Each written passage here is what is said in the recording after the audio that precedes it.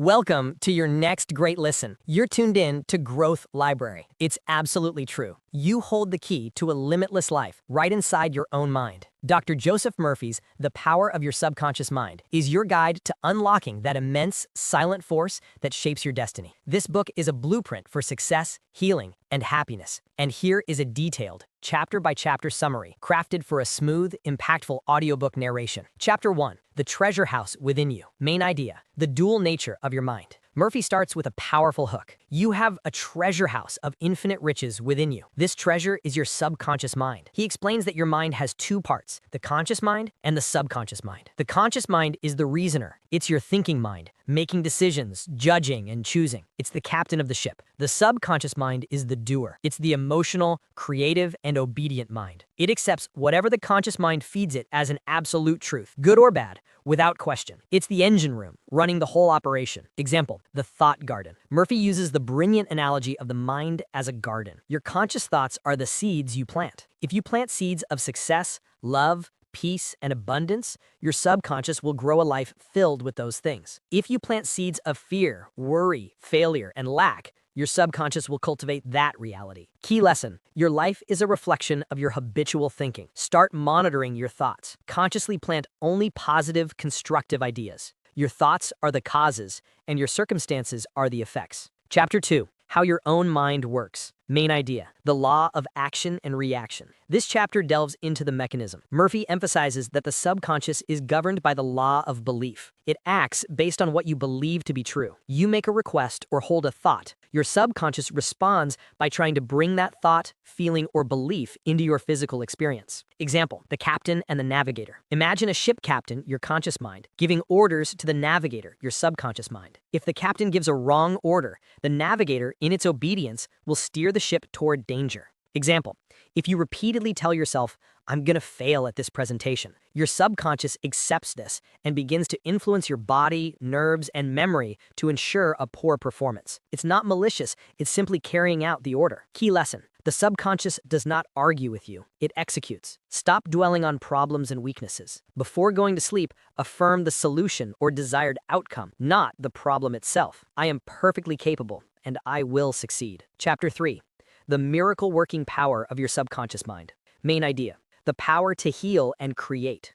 This is where the idea of miracles comes in. Murphy asserts that the subconscious mind is not only the builder of your body, controlling all vital functions, but also the universal source of all healing and creative power. It holds the blueprint for your perfect, healthy body. Sickness is often the result of negative suggestions and thoughts impressed upon this perfect blueprint. Any ailment can be healed if the subconscious is convinced of the reality of the healing. Example: the cure of cancer. Murphy shares a personal, powerful testimony of his own recovery from a malignant sarcoma using this method. His doctor confirmed the diagnosis, but Murphy used focused, scientific prayer or affirmation to impress the idea of perfect health on his subconscious. He would repeatedly affirm, "My body and all my organs were created by the infinite intelligence of my subconscious mind. This infinite intelligence is healing me now." He visualized himself completely well. His subconscious took over and literally repaired his body. Key lesson: the healing principle flows through you constantly. You can consciously direct it. Practical takeaway: for any illness or problem, stop talking about the symptom. Quietly, lovingly, and persistently give your subconscious the clear command of perfect health or the perfect solution. Chapter 6. Practical techniques in mental healing. Main idea: specific methods for programming your mind. Now, how do you actually talk to this powerful subconscious mind? This chapter gives you the tools. The affirmative method, stating clearly and simply the result you desire as if it's already a fact. The visualization technique, or picture method. The subconscious responds best to pictures. Create a mental movie of the desired outcome and dwell on it. The sleeping technique, or key method. Just before falling asleep, when the mind is most receptive, turn your desired goal into a brief, loving prayer and repeat it like a lullaby until you drift off. Example: the actress's role. An actress was struggling to land a major role. She used the sleeping technique. Every night, she would imagine the interviewer saying, "Marvelous! Your voice is a smash hit. We want you for the lead." She repeated the simple affirmation until she fell asleep. Soon, she landed a major role, almost exactly as she had pictured it. Key lesson: constancy and a peaceful, drowsy state are the secret doors to the subconscious. Practical takeaway: practice the sleeping technique nightly. Choose one main goal, condense it into a sentence, and repeat it with feeling and belief. Chapter 9. How to use the power of your subconscious mind for wealth. Main idea. Cultivating a prosperity consciousness. A life of lack is often due to a scarcity mindset. Murphy's strong hook is, riches are your birthright. Poverty is a mental disease. The key to financial abundance is to stop believing in lack and to impress the idea of wealth and abundance upon your subconscious mind. You must stop saying things like, I can't afford it, or I'm broke. Your subconscious takes those statements literally. Example, the salesman's breakthrough.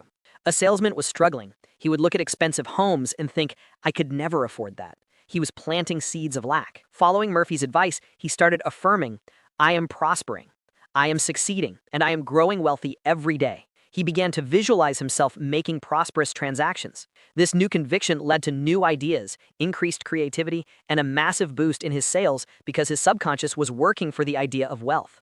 Key lesson: the invisible source of wealth is within your own mind. Cultivate a wealth consciousness. Affirm, I am forever making friends with money, and it is always circulating in my life. There is always a divine surplus.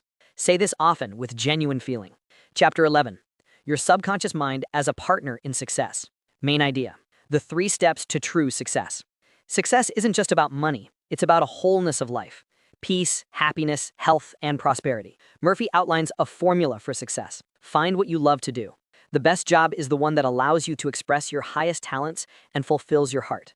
Specialize in it and become an expert. Always seek to learn and grow in your chosen field. Ensure your desire for success does not interfere with the success of others. Your vision must be constructive and universal. Example, the successful architect. An architect used his subconscious to achieve massive success. He didn't just affirm wealth, he affirmed mastery. Before bed, he would imagine a friend congratulating him on a beautiful, finished project, with complete details about the design and the client's joy. He was impressing the feeling of success and mastery onto his mind, which in turn brought him the ideal opportunities and creative ideas to make it happen. Key lesson: true success is the ability to do what you love and receive the compensation you deserve while serving others. Visualize yourself completing a successful project or achieving a goal. Focus not on the money, but on the joy of completion, the excellence of your work, and the positive impact on others. Chapter 14. Your subconscious mind and marital problems. Main idea. The power of harmonious suggestion in relationships. Relationships are the most sensitive area where the subconscious's tendency to magnify suggestions can cause either bliss or misery. 2 people who love each other must never criticize or condemn in their thoughts or words. The key is to give your subconscious the ideal suggestion about your partner and the relationship. Whatever you believe about your spouse or partner, your subconscious will make it true in your experience. Example, transforming a critical marriage. A woman was on the verge of divorce because she constantly thought of her husband's flaws, his irresponsibility, his moods, etc. She was feeding her subconscious a negative image. When she changed her thoughts, she changed her reality. She began to affirm silently, my husband is loving, kind, strong, and completely responsible. I appreciate his goodness. As she genuinely held this thought, her husband began to mirror the positive qualities she was affirming. Her changed mental attitude changed his behavior toward her. Key lesson: never project fear, criticism, or negativity onto your loved ones. Give your partner the gift of positive mental affirmation. Before speaking, ask yourself, is this thought or word a blessing to the person I love?